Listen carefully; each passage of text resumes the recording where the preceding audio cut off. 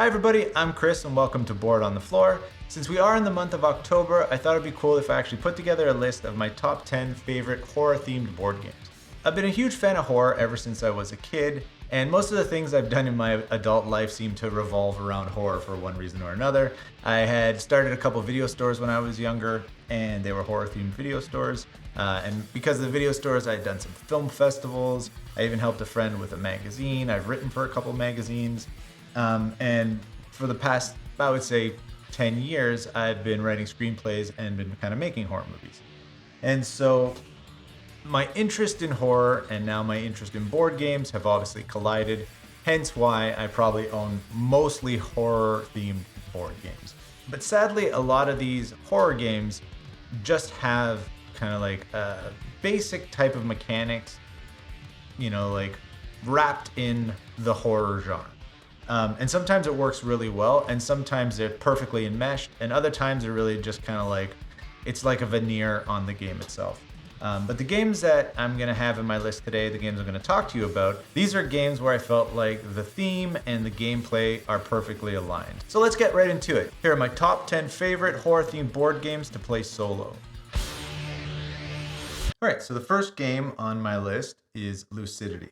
This is a small box game that I picked up at the beginning, kind of when I really started getting into board games.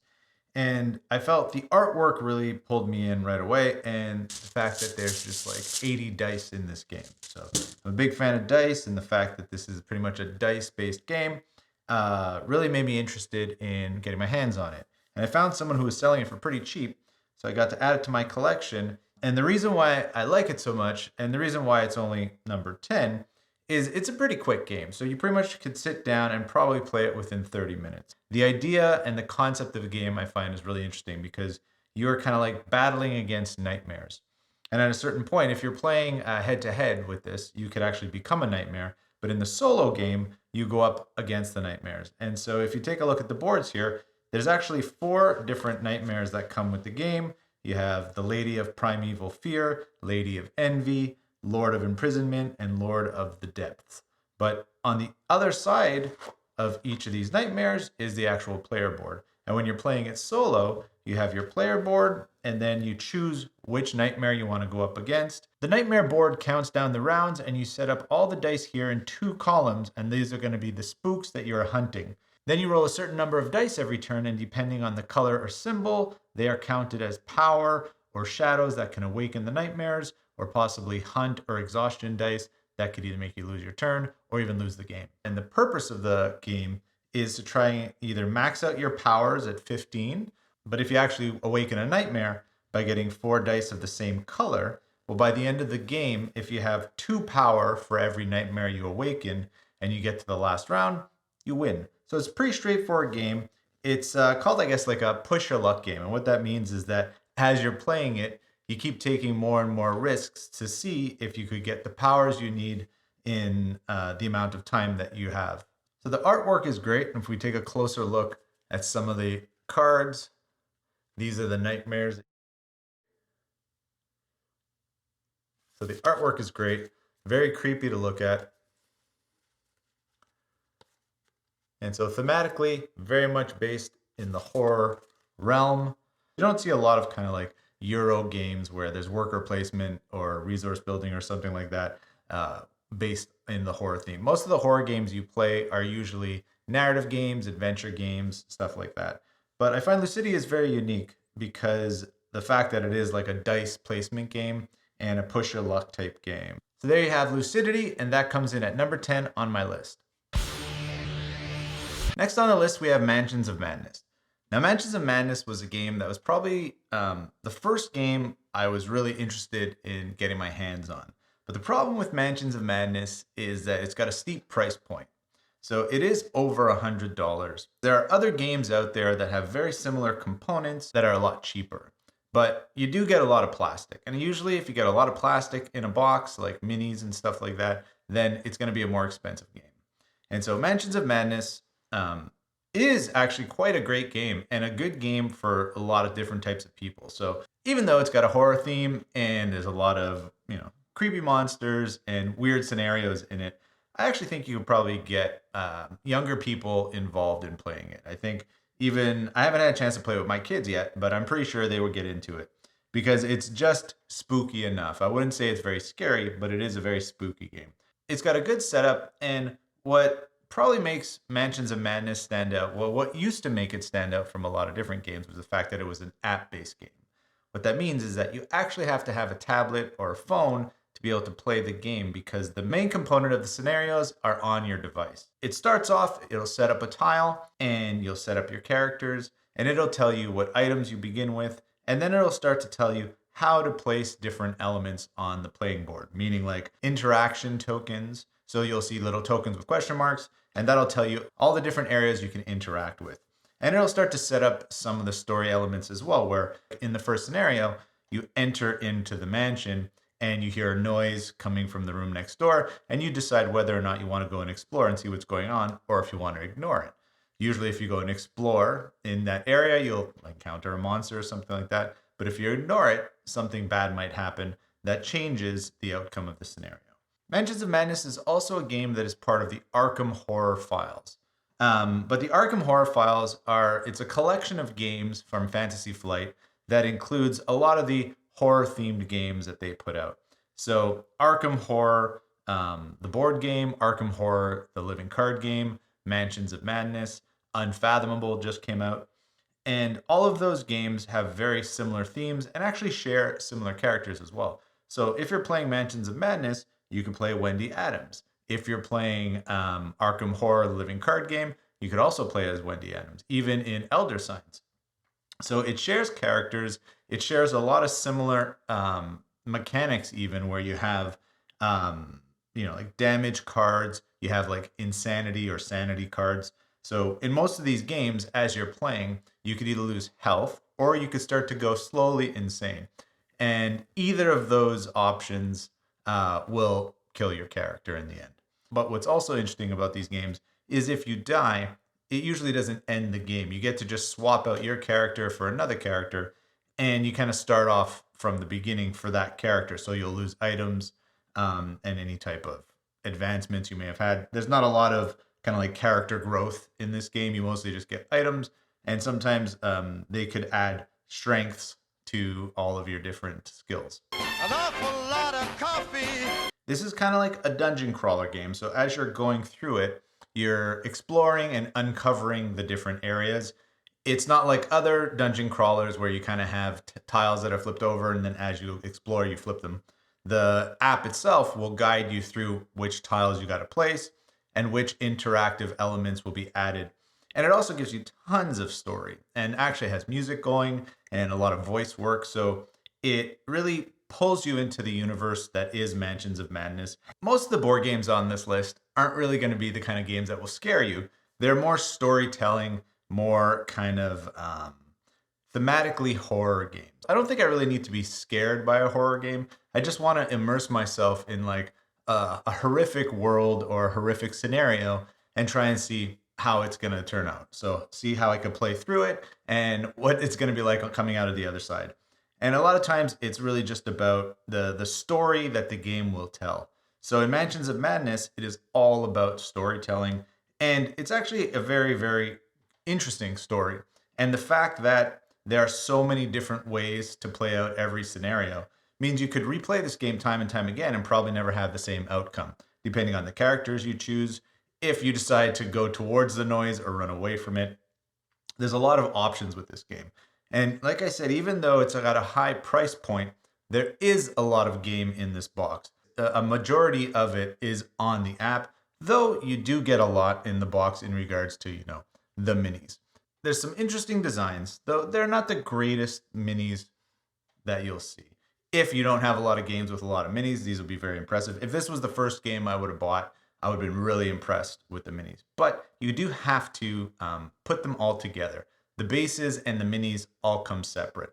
And there's also these cardboard components that you have to slide into every mini, which has a description of the monster and their strengths and stuff like that. At first, I was kind of a bit annoyed by having to glue them all to the bases, but I do find the design of how the cardboard slips into them and they have the little tokens underneath pretty interesting. I actually think it's kind of cool that You have information about the monster, and on the back, a little kind of flavor text about them.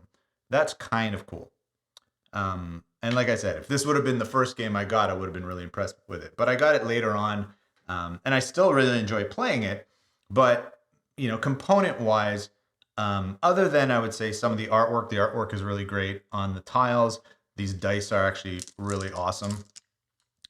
But so many of the components, like the card components, are similar to other Arkham horror games. But that is Mansions of Madness, and it comes in at number 9 on my list.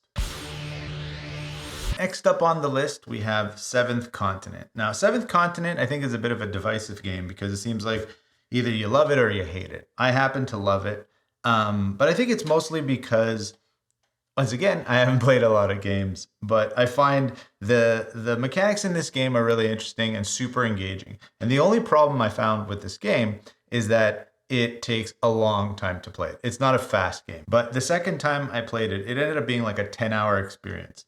Took me 3 days to complete it, and it was totally worthwhile. Very challenging, very interesting, and thematically, it's on the edge of horror, I would say, but fits into that kind of like light horror, kind of like old-fashioned horror, so more of like adventure horror type thing. This is an exploration game where you've been cursed and have to return to the Seventh Continent to figure out exactly what's going on.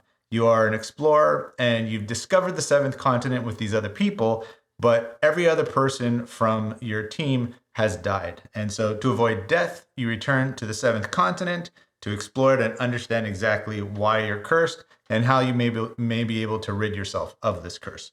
There's not much to this game other than hundreds and hundreds of cards. The majority of the cards are these exploration tiles. And what it is as you go through the game and explore, you find more numbered cards, lay them out. The game starts off, you're on a little small segment of the continent, and then you start traveling around. You encounter creatures, you encounter artifacts and stuff like that to try and learn more and more about your curse. The base game that you could get nowadays, the retail edition, I think comes with 2 or 3 curses. This happens to be the Kickstarter edition, so the differences will be like there are some minis. And these are what I like to call the mini-minis. They are very tiny, but a lot of them fit on these map tiles, which is probably smart as opposed to having a bigger one. And so these little minis are your characters. Each turn you have movement or you have an action that you could perform. And every time you explore a new tile, on it, there are little indicators that say, oh, I could search here. This is an interesting point. And each curse is kind of like a different setup and scenario. And as much as there are very similar areas that you will explore in every curse, it will lead you in totally different directions and require you to achieve different things to complete or to kind of like overcome the curse. The curse they suggest you start off with is a voracious goddess. The clue card kind of gives you a map of where you should be going. So as you start to uncover different map tiles, you could start to see the direction you should be going. And it's a pretty basic looking map with very vague indicators or icons on it. So figuring out where you're actually meant to go based off of this map is in and of itself a challenge. But as you uncover more of this continent, you'll start to see areas that look very similar to what's drawn on this map, and it starts to make more sense as you progress through the game. Now, I think the problem that a lot of people have with this game is there's a lot of repetition in some of the actions you have to do. And obviously, because it's an exploration game, a lot of possibly going back and forth to the same areas to figure out if you missed something. And what's kind of cool about this game as well is it comes with a magnifying glass that allows you to look closer at the details of every map tile because there are hidden clues on there. If you find a hidden clue, it'll be a number that will point to a different map tile that you might have to swap out, or it might be an item or some type of event that you could interact with. But you really actually have to pay attention to this game. You have to pay attention to the map tiles that come out and really spend a lot of time looking at the places you've explored.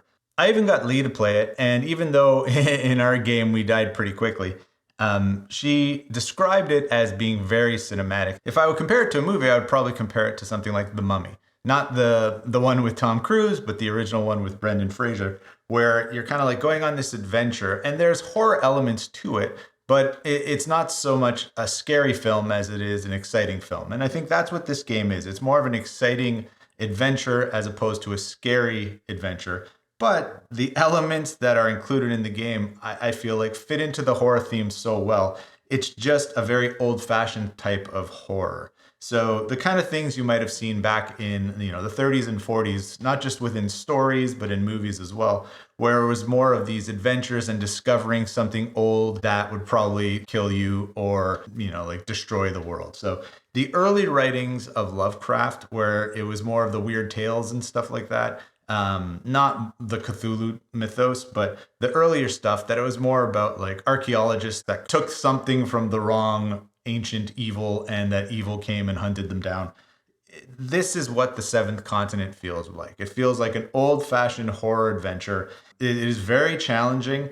The first couple times I set it up and I played it, I died right away, and I was totally confused as what I was supposed to do. But there's a moment when it clicks, and when it clicks and you start moving forward in the story, it really sucks you in. And so that is the Seventh Continent.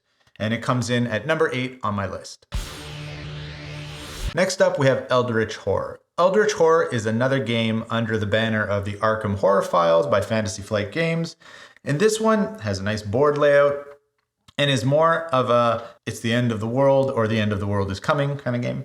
Now, as much as all of these games have very similar elements, the gameplay itself is very different. So Mansions of Madness versus Eldritch Horror.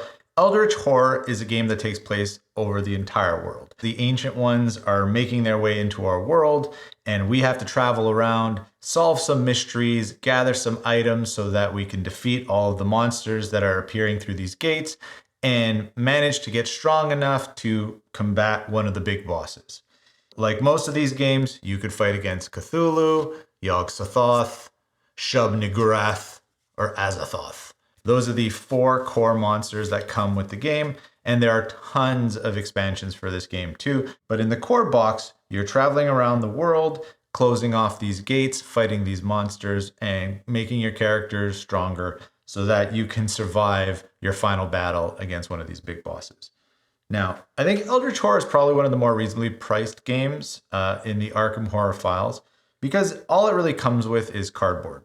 Which, if you're into the minis, this isn't the game for you. But if you're into a challenge, Eldritch is probably one of the more challenging games in the Arkham Horror Files, though I guess they're all very challenging in their own way. But with Eldritch Horror, I find this is a game that time and time again, you will lose. It's very hard to make it to the end and actually win because what's at stake is pretty extreme. Like you're trying to save the world, and saving the world is not an easy thing, really, when it comes down to it. But like most of the games too in the Arkham Horror Files, it's all about skill tests. So if we take a look at all of our characters, similar characters to the other games as well, they all have different strengths in regards to their skills. So lore, influence, observation, strength, and will. And as you go through the game, as you encounter the different events or the different challenges, you roll your die depending on your skills, and that will determine if you succeed or fail. Now, of course, if you fail, bad things will happen. Sometimes if you succeed, bad things happen. That's where the challenge of Eldritch lies. It's the type of game that doesn't really reward you as much as present more and more challenges in front of you. Obviously, trying to save the world by yourself is a very hard thing to do. So even in this game, they make it so that if you played one character, it's nearly impossible. So even for a solo player, you got to multi-hand it with multiple characters in order to be able to make it through this game alive. And so as you travel around the world, you encounter monsters, you try and close these gates, and the doom track keeps counting down, of course, up until the moment when the world will end. You have to complete your specific objectives in order to be able to challenge the final boss and make it out alive. You would think that Cthulhu would be the most challenging in this game, but some of the other baddies are pretty tough. Pretty much all of them are tough, but they just get harder and harder. I wouldn't say that this game goes from easy to hard. This game goes from hard to harder to hardest. So it is a very challenging game. The rules are not so complex, but the game itself presents a lot of challenges, and it's very hard to make your way through this game and win. So when you play this game, you expect to lose, but when you do win, it feels like a major accomplishment. It's not a kind game. It is the type of game that does very cruel things to your characters. Eldritch Horror probably isn't the game you should start with if you want to try and discover like Lovecraft in the board gaming world. It could make you run through the gamut of emotions as you're playing it. Mostly frustration, a little bit of anger. I wouldn't say fear, though the challenges can be quite tense because at any point, a bad roll of the dice can totally mess you up and ruin your progression in the game. So I think the fear in this game is the fear of losing because it's always in front of you. There's always the possibility of losing each step of the way. So that's Eldritch Horror, which comes in at number 7 on my list. And here we have Bloodborne. Now, Bloodborne is the only game in my collection that I actually managed to paint every single mini. I wasn't into painting minis. I'd never done it before. But when I got this game, I thought the design of these miniatures was just so amazing that I wanted to kind of like do it justice by painting it so that when I got it to the table, it just looked really cool. Bloodborne, the video game, is one of my favorite video games of all time. And I was not disappointed when I got my hands on the board game. This was a Kickstarter game from a couple of years ago, and if you Kickstarted it, you got tons of stuff. There's about, I think, 8 boxes in total if you did the kind of ultimate pledge. When I got my hands on it, it was just 4. So it comes with the core box, there was the stretch goals, and then a couple of expansions. Now, after I ended up painting all of the minis, I realized there were so many more minis in those expansions, and in the core box itself there was so much game that I probably wouldn't even be able to get through myself, that I sold most of the expansions off. I still have a few, but I sold most of them, and I only painted the core box. But I have a lot of the minis out here, and the game itself is has a lot of my favorite mechanics in games. What I've learned are my favorite mechanics. So I'm a big fan of flipping tiles, so like exploration. I'm a big fan of combat, and the combat is done in a very interesting way in this game. I'm also a fan of choices. So as you're playing games like this, you have the ability to choose to go either one way or the other when you have these different kind of like encounters. You could help a person or you could not help a person. And that really changes the direction of your story. And in Bloodborne, each story scenario comes with a pack of cards. And in these cards, they have these encounters that give you the option to kind of go one way or the other. Sometimes you have to achieve certain things. You have to go through the game, you have to explore, you have to uncover different items, artifacts, encounters. If you've achieved that, well, then you could go from card number 5 to card number 11. But if not, maybe you go to card number 32. And as you play through the scenario, each choice you make will either help you get to the end faster, it might slow you down, or it might even lead you in the wrong direction. So I love that each time you play this game, even if you're playing the same scenario, it'll play out differently. Now, you also have the option of multiple different heroes. So there are 4 hunters that come in the core box. If you have any of the expansions, some of them come with more characters you could play. And if you have all of the expansion, I think in total there's 30 plus characters you can play. And each one has a different starting weapon and kind of different strengths. So if you take a look at the hunter dashboard, this is kind of like your hero player board. You can see the weapons, you can see their HP, the blood echoes, which allow you to upgrade when you go to the hunter's dream. This is like a marketplace where you get to purchase different cards to add to your deck. And so this game has some deck building in it so that you have a deck you start off with, which has all basic cards in it, where you could fight, move, stuff like that. And then as you go through the game, you get more blood echoes because you're, like defeating monsters or achieving certain goals. Then you could go to the hunter's dream and buy stronger cards to kind of make your character stronger so that as you progress through the scenario, you could actually defeat the big bad guys that come in the end, like the cleric beast. And if you're familiar with the video game, you will see a lot of familiar characters in the board game. And so each turn, you can move, you could interact with things happening on each of the map tiles you're on, whether it's a kind of like a character you've encountered or a monster. And then with your deck, you perform your actions to allow you to attack, move, defend. And with that, you make your way through the scenario and make choices to progress till the end. Thematically, Bloodborne is a very dark game. Bloodborne is also a unforgiving game. Like Eldritch Horror, it's not designed to just let you make it to the end very easily. It presents tons of challenges throughout each scenario, and the kind of challenges that most likely will lead to your demise. Like the video game, this board game is quite hard, but it's not inaccessible. The rules are quite straightforward. You know, you have a certain number of turns before you kind of get to the last round. As you encounter enemies, you flip some cards to decide how you're going to attack them and how much damage you're going to do. Once in a while, you move into an area and fog gates will appear, so you'll be trapped there with a specific enemy. There's a lot of combat and exploration and interacting with the game board, but there's also a lot of story. 4 different stories in the core box. They all have about 50 or 60 cards. And as you hit certain tiles, it'll tell you, oh, reveal card number 12. And in card number 12, there may be some type of encounter or challenge or something you have to accomplish to move forward in the game. And so I really like how that mechanic works. I really love the combat and exploration. And now that the minis are all painted, I love seeing this on the table. There's so much about Bloodborne that I really enjoy. And because I managed to paint all of the minis in the game, I just love looking at it. So I get this game to the table a lot, and I usually have a really good time with it. Now, sometimes, of course, I get frustrated because just like the video game, it's hard, and sometimes you got to do it a couple times before you could get through the area you're trying to get through. I wouldn't say the board game is as brutal as the video game, but it's still pretty hard. Thematically, the horror elements of this game work really well. Now, once again, it's not scary because most games aren't scary, but the Bloodborne world is a great world where it's slowly decaying around you. And, you know, are you the hero or are you the bad guy? You can't really tell because from your perspective, everybody looks like a monster, but maybe you're the monster. And so this is Bloodborne, the board game. It comes in at number 6 on my list.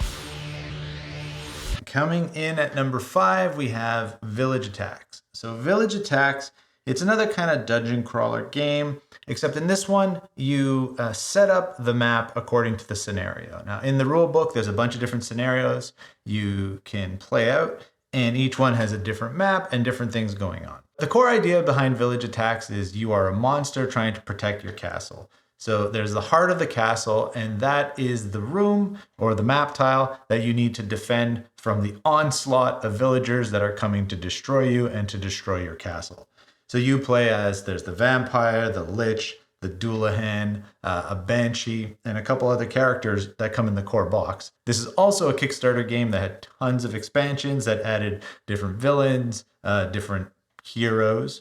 But in the core box, you have, I think, 5 or 6 different monsters you can play, and there are tons of villagers that will come and try and destroy you. There are also kind of like hero villagers, the actual heroes of the game. You're the monsters. But these heroes are stronger type characters that you have to battle against and defeat before they destroy the heart of your castle. Each monster has different powers and different kind of upgradable powers too. So you will start off, each one will have on their monster board, each one kind of starts with a specific power. So with the vampire, it's regeneration. But then as you play through the game, you can upgrade regeneration. You could also gain vampirism, bat form, and these abilities will strengthen your character and allow you to do different things as you're progressing through the game, make you stronger so that you have a better chance of defending your castle. The thing I like the most about this game is it comes with a lot of dice, and the dice are going to control your movement and what you can do each turn. So you roll your dice, and as you can see on each monster board, you have a defense, reserve, and movement. Each monster, you roll the dice and place them on the monster board, and depending on where you place them and what you get when you rolled, that will determine your turn. And so I like the chance. I like that you got to kind of play with what you get. And the point of the game is to defeat as many villagers as you can and lower the morale of the village, which you kind of count over here on this board. And so when you're playing this game solo, and even if you're playing with multiple people, it's kind of designed for 3 monsters. So by yourself, you set up your 3 monsters, you start off in the heart of your castle, and villagers start coming from specific spawn points. And you move strategically to make sure as the more villagers start piling up, you are able to fight them off and protect your castle. So the thing I like the most about this game, of course, is thematically, I think it's probably one of the more interesting games out there because you are playing the monsters. And in this game, the villagers are kind of the bad guys. And the monsters are very unique and they all have different strengths. So choosing a specific monster and figuring out the best way to use them, I find it's an interesting challenge. And I love the fact that it's just like an onslaught of villagers that you have to kill. So you're just killing these people who are coming after you with pitchforks and knives or shovels or something, and you're a vampire that obviously has dark forces at your disposal. You pretty much have the power to destroy this entire village when it comes down to it, which I think is kind of cool. And thematically, within the horror world, it's a very interesting approach to be able to play the monster defending your home kind of thing. So it's like, usually like in something like Zombicide, you know, you're a person just trying to survive the onslaught of zombies in whatever, you know, area you're in. But in this, I find there's a lot more going on thematically, story-wise, even mechanically. I love the way the dice work with your monster boards. I love the way the heart of the castle is kind of like the thing you have to protect, and also how you can lower the village morale to a point where you've pretty much destroyed the village. I like the way that works out. I love that also there's some heroes that come in. So as you progress through each scenario, at a certain point, heroes will appear, which will make attacking the villagers even more challenging. So I like the way each scenario progresses and how it gets harder and harder as you get closer to the end of it. There's beautiful minis in this, a lot of great details in the monsters themselves and in each of the characters. There's about, I think, 8 unique villager types that will be coming out of all of the different spawn points. And I believe there's 5 or 6 heroes and 5 or 6 monsters. And so Village Attacks, it's not a game I think you hear about often. And I managed to get my hands on it because I found someone who was just trying to get rid of it. But the more I play it, the more I love it. And in regards to all the horror games I have, this may be one of the titles that I play the most. And that's why it's number 5. It's in my top 5. And it only beat out Bloodborne because I find it's a lot more accessible and the games are a lot faster. And in the end, I'm not mad. Sometimes when I play Bloodborne, I get frustrated by the end of it. But usually with this one, it actually puts a smile on my face because I'm just destroying these villagers. And that is Village Attacks, and it makes it in at number 5. Now we're on to number 4, and here we have Solomon Kane. Now I've done a lot of videos about Solomon Kane, so I've probably said everything I can say about this game. The components are beautiful, from the cardboard elements to the minis. Out of all the games on the list so far, Solomon Kane has a very unique element, which is the storybook. And so some parts of the game happen on the actual storybook pages, and then some of the elements happen on the map. I've made a video on the rules and setup for a solo game. I've done a full solo playthrough of Rattle of Bones, and I've also created some custom inserts. So there's a lot of videos on the channel about this game. One of the most interesting things about Solomon Kane is how you actually don't play Solomon Kane himself. You play the virtues that kind of guide him as he makes his way through some of these stories. And in the solo game, you play Providence. Providence is kind of like a combination of all the other virtues together, and they have probably the most unbalanced collection of powers. So if you were playing a multiplayer game, you're not allowed to play Providence. It's similar to some of the other games like Bloodborne and Seventh Continent, where it's got this kind of choose your own adventure storyline that helps progress you through each of these, scenarios or chapters. And with Solomon Kane, you have the book. The virtues are there to kind of light Solomon's path to guide him in the right direction. Otherwise, he will go along a dark path, and a dark path leads to horrible things. Solomon Kane was also on Kickstarter, and I believe it's the only way that you could have gotten your hands on it. So the game itself comes in these 2 huge boxes, And within those boxes are tons of minis, I think a collection of 10 different storybooks, and then all the cardboard components that are required in the cards themselves. And so it's probably the biggest game I have. And when you break it out to play it, you do require elements from both boxes. So it's not just like one box is the expansions and one box is the core game. Both of those boxes are the core game. So there's a lot in there, and there's tons of gameplay. If you got this game, you could probably spend weeks to months going through it and playing it. And if you like the Solomon Kane character and you've read some of the short stories, those short stories have been kind of transformed into these scenarios that become interactive as you play the board game. And Solomon Kane also has one of my favorite mechanics, which is dice placement. So as you roll the dice, you get to place them on either your action cards, the player board, or even sometimes some of the discovery cards that come out in every chapter. So it takes luck and strategy and kind of like brings them together in a really interesting way. And so if there's dice placement in a board game, I'm usually going to really enjoy it.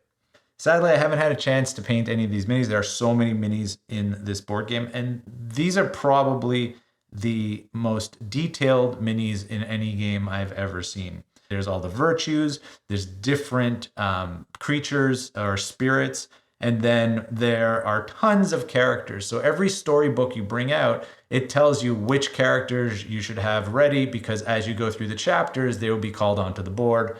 And so it's a very interesting and unique game with so much going on inside the box.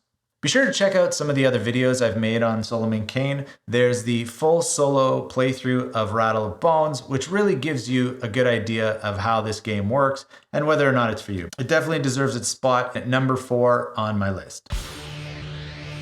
Number 3 is Arkham Horror, the card game. This is another game that's part of the Arkham Horror files, and it's what's known as a living card game. So the whole game is cards, and it's a living card game in the sense that it keeps growing. The core box has one scenario that's called The Night of the Zealots, and it has 3 chapters that you can play through as kind of an intro to the world and an intro to the game. But from there, the number of expansions for this game is crazy. And with each expansion, you usually have about 8 chapters of a new storyline. So there's a big box expansion and then all these mythos packs. In October, we're going to see the Edge of the Earth expansion, and that's the first time that in the Arkham Horror card game, or all of the expansion chapters are together in one box. But they've split it up into 2 boxes, but now it's just you could either get investigators or you could get the scenario. Of course, you could get both. But before you had to get the big box and then all of the mythos packs. And so now it's a bit more straightforward. I think it's a lot more accessible because you don't have to go out and spend $150 buying all of these different things, hoping that the stores you go to have all of the chapters in stock. Now it's all in one box, so you can actually get the expansion and make your way through it. There's a bit of a learning curve with this game, so it'll take a couple of plays before everything clicks, just because I think it plays in a very unique way. Because it's all card-based, you have your character, you have their deck, meaning that this is all of the items and powers that your characters start off with. And powers, I don't always mean like psychic powers, just the power of being able to attack or run away, defend yourself, stuff like that. All of your abilities are in this deck. But as you progress through your scenarios, depending on the scenario you're playing, as you go through each chapter of the scenario, you are given the opportunity to upgrade. And so there's going to be a group of cards that allow you to level up some of your abilities. With some of the expansion, this grows and grows and grows. Now, in the core box, you're given a guide for your starting deck, and every character kind of has a unique deck that you can build. In the core box, or in the original core box, there's only enough cards to complete 2 decks for your characters at any one time. So you used to have to buy 2 of these core boxes in order to have enough decks for a 4-player game. But if you're playing this solo, the original core box is more than enough. You just have to, rebuild your deck depending on which character you want to play. Or you could always just set up the 2 decks and have those ready if those are the 2 characters you want to play all the time. So you have your character deck, and then you have the different cards for each scenario. So those could be map cards. So right here we have our map cards like the cellar, hallway, attic, parlor. And up here we have our agenda cards and our act cards. Now the agenda cards are the bad cards. So as you get more Doom tokens added every round you complete, at the end of it, a Doom token will hit the agenda card. And depending on the agenda card, after let's say 3 Doom tokens, you flip it over. So the bad's gonna happen. But with the act card, you can complete each act by discovering a certain number of clues. As you discover those clues, like here, act number 1 requires 2 clues, then you could flip this card over, and that's how you progress the scenario in a positive way, in a way that will hopefully lead you to surviving and winning the actual scenario. The agenda cards lead you towards harder and harder challenges, and usually a failed attempt at completing the entire thing. So because there are so many expansions to this game, because there are so many different investigators you could use, there is so much going on and so much replayability. And I find even though it's just a basic kind of card game, that's all it is, the storytelling in this game is unbelievable. And so I've played this game a lot by myself. And each time I felt, even though sometimes we replayed the same scenario, it was a very different experience. And so there's so much that you can get out of this game, even just with the core box. And like I said before, there are these big expansions, but there's also a few mini expansions. So there are a few expansions that are just like one-offs. So I have Murder at the Excelsior Hotel. And this expansion, what's really interesting about it is the fact that there's so many variations in this one, where depending on the clues you discover, it can lead you on a completely different path to a completely different final boss. So even though it's a small expansion, it's just one little package, there's so many possibilities with it. And there's a few of these smaller expansions, though the majority of things that you will hear about the Arkham Horror card game will be the big box expansions. Now, what they've also done, which is interesting, is once they completed an entire big box expansion, they released a pack that was kind of like a way to revisit it all with alternate cards and possibly different outcomes. So there's a lot of game out there when it comes to the Arkham Horror card game. But if you wanted to get all of it, it would become very, very expensive. The original core box was about $40. They've also updated this, and in October, in this month, there'll be the new core box, which is going to be coming out, which is a bit more expensive. I think it's about $60.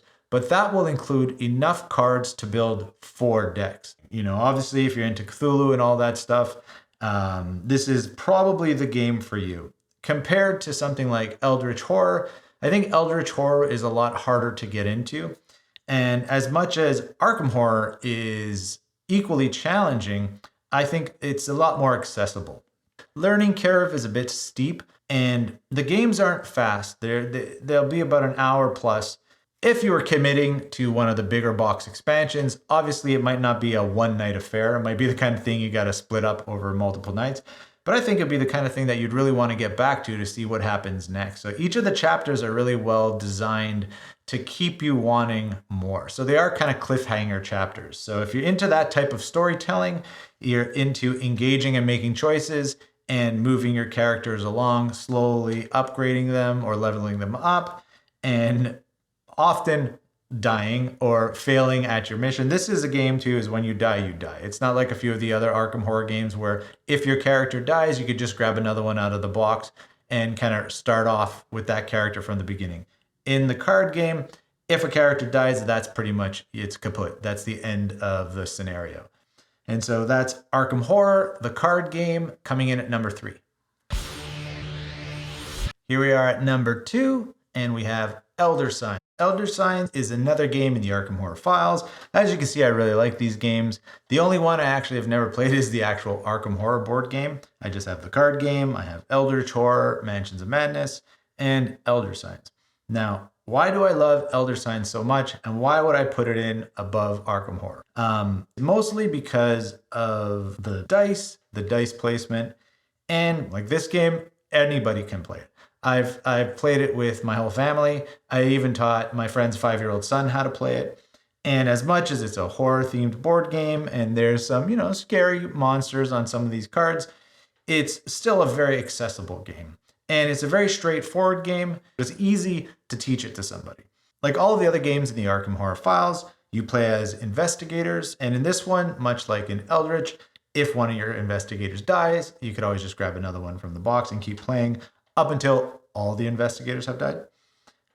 But the story behind this one is you are in a museum, and in each of these cards represents a room, and in each room there is a challenge that you can overcome by rolling dice and matching up some of the symbols on each of these cards. So each card represents a room in the museum, and in each room there are multiple symbols in different rows, and each of those symbols correspond to a different symbol that you have on your dice. And so you roll your dice and you try and match up the symbols, hoping to complete every row on the card. Because when you complete every row on the card, you've defeated that room, and you get to take it and put it into your inventory. You put it into your inventory because there are numbers here that count as kind of like points or money towards purchasing different items when you're at the museum entrance. And each card gives you a punishment or a reward because you can fail. And if you fail, usually something bad happens. And if you succeed, usually what ends up happening is you get a clue, you get an item, and if you're lucky, you'll get one of the coveted elder signs, because the whole purpose of the game is to collect enough elder signs to seal the gate so that an ancient one can't come into our world. Like many of the other games, you get to choose which ancient one you want to do battle against, or I guess which ancient one you want to try and keep out of our world.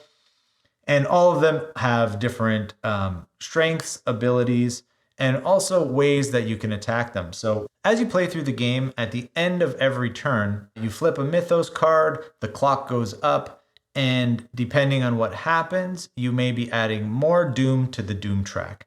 And if you complete all of the Doom track on your bad guy's card, they will break through, and then the whole museum will disappear, and the purpose of the game will be to defeat whichever bad guy you've selected.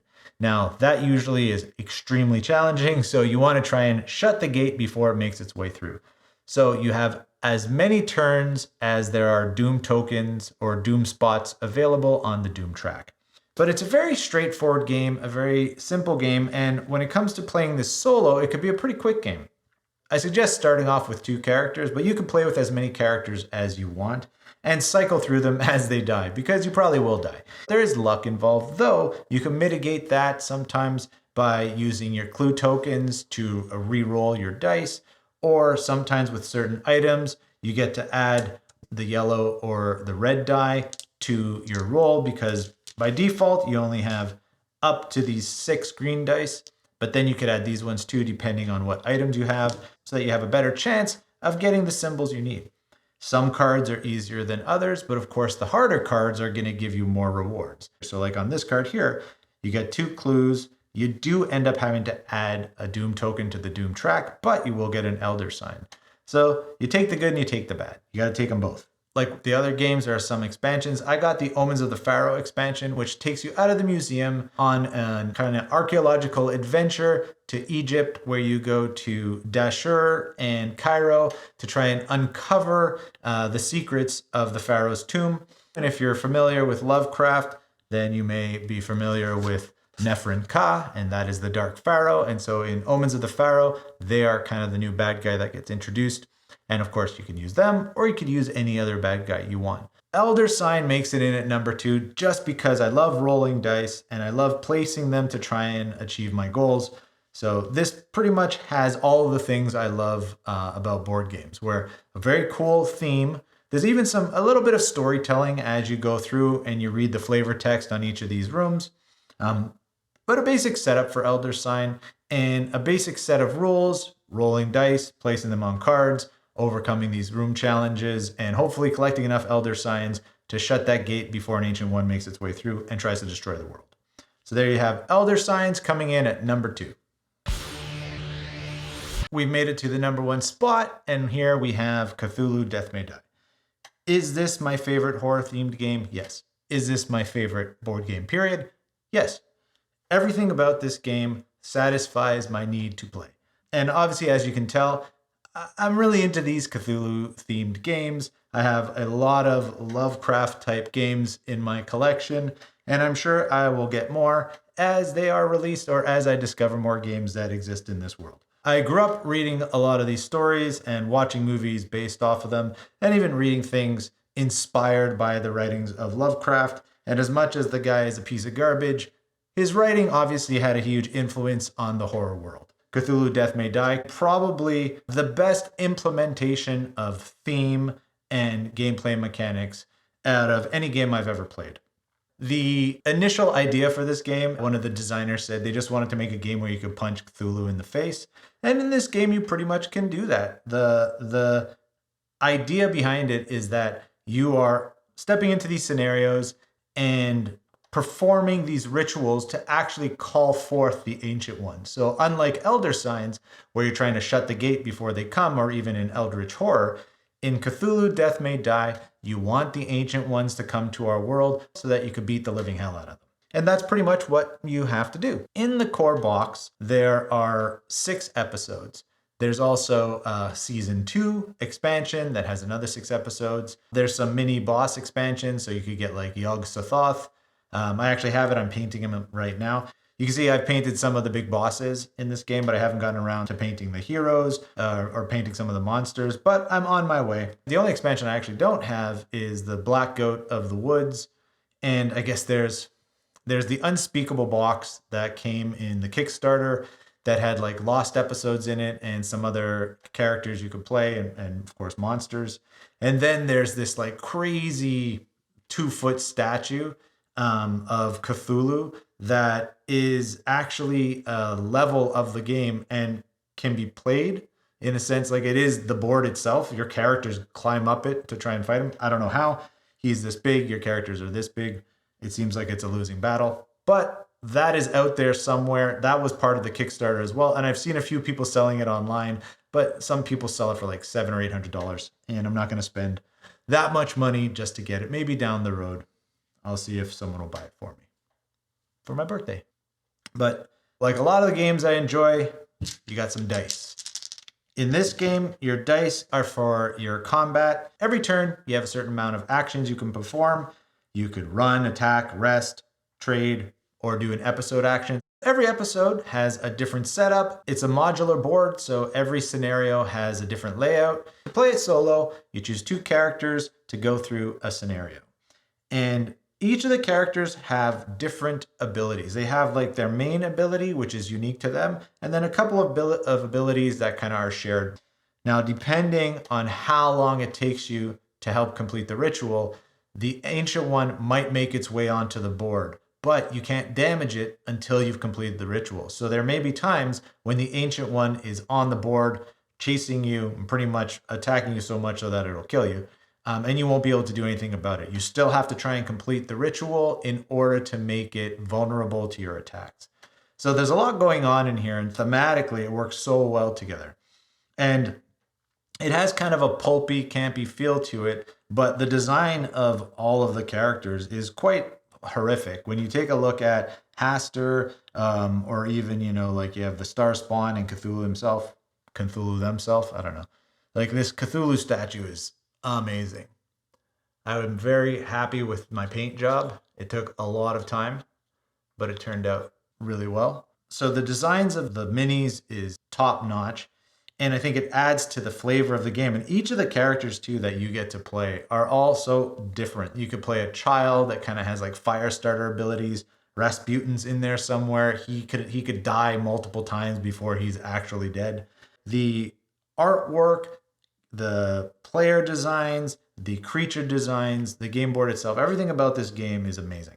And I love playing it. I love getting it to the table. And that's why I want to get it painted as fast as I can so that when I bring it out, it's even more impressive. Because it's campy, it's not so adult themed. So I think introducing it to a younger person isn't that bad of an idea. Though, I mean, my daughters are exposed to horror all the time, so they are used to this kind of thing. Some of their friends are not, and so I know there are a lot of kids out there that would probably be terrified if I brought out some of these minis and even talked about the setup of each of these scenarios. One of the things I like the most about this game is the variation. In the core box, there are 2 main Ancient Ones. You have Hastur and you have Cthulhu.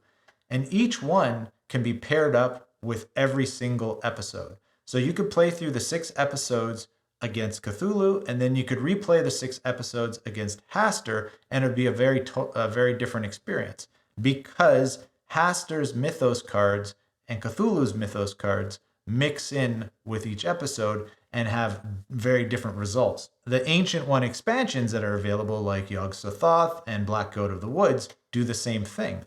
Now, if you also get your hands on season 2, which I have right back there, it was a Father's Day gift, which I'm very appreciative of. There's another 6 episodes, which you can pair up with all the different Ancient Ones. And so you can keep going and replay it time and time again, and it's always going to be different. Every character has a sanity track at the top of their player board. When you roll the die and you get kind of like an insanity symbol, you have to start moving up the insanity track. As you make your way up, you hit the red upgrade icon, you actually get to upgrade one of your levels. And as you go further along, you get more and more dice to add to each roll. So the more insane you get, the stronger you get. The idea is you have to kind of go crazy so that you can defeat the Ancient Ones. This is a suicide mission in a sense, that you aren't coming back.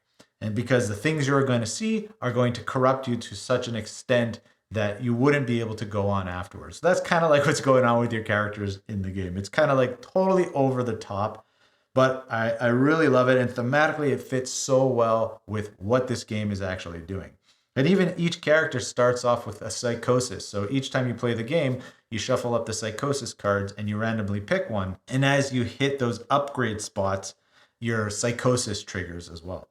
And so there's very few games that I've played that incorporate theme and mechanics so well, especially in these types of horror games that are out there. A lot of them are more just like a basic dungeon crawler wrapped in some type of horror theme. I really have nothing against all those zombicide games, but I'm not a fan of them whatsoever because it just feels like that. It really is just like a wrapping of a generic dungeon crawler, where you just put zombies in it, but you could also put anything else. You could even put zombies in space. You could put zombies in the Old West. You could put zombies anywhere, and then you have a zombicide game.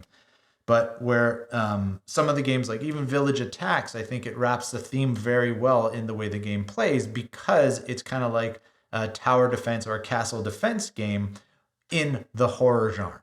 So with the horror theme and you being the monsters defending your castle, it makes a lot of sense. So the theme goes very well with the gameplay itself. And Cthulhu Death May Die kind of does that. It's like the pinnacle of that combination. So there are a lot of horror games out there. I don't think any of them pair the mechanics and the theme and the gameplay so well as Cthulhu Death May Die. And that's why it's my number one board game. It is my number one horror themed board game, and it is the number one board game in my collection, period. I want to play it all the time. I am upset that it wasn't the first game that I completed painting. I don't know why I decided to do Bloodborne before this, because I got them both around the same time. But I do know this is the game that will stay in my collection the longest because I love everything about it. The more I play this game, the more I appreciate every aspect of it. And what's interesting is actually one of the designers of Cthulhu Death May Die is also one of the main designers of Bloodborne. And as much as, you know, when you take a look at them, they have similar elements like the modular board, obviously tons of really cool minis. Gameplay is very, very different. Since this is October, it is the month of Halloween, a lot of people spend the entire month kind of like devoting their time to doing horror themed activities, whether it's watching horror movies, reading horror books, playing horror video games, anything like that. This is the month for horror. So if you're into board games or you're interested in getting into board games, all of these games are worth checking out. But obviously, my tops is Cthulhu Death May Die. There really isn't anything negative I could say about this game. I've enjoyed every time I've played it. All the people I've introduced it to have loved it. And so that's Cthulhu Death May Die, number one in my top 10 list of best horror board games for solo. There are so many great horror-themed board games out there, but making a list like this always means that there are going to be some that you don't get to mention. For me, when it comes to the top 10 games I will always go to and play, these are my 10. If you have any questions or totally disagree with any of my picks, let me know in the comments section below. And if you have a suggestion for a horror-themed board game I should check out, please let me know because I'm always looking to try new games. Thanks for hanging out, and I'll see you next time. Take it easy.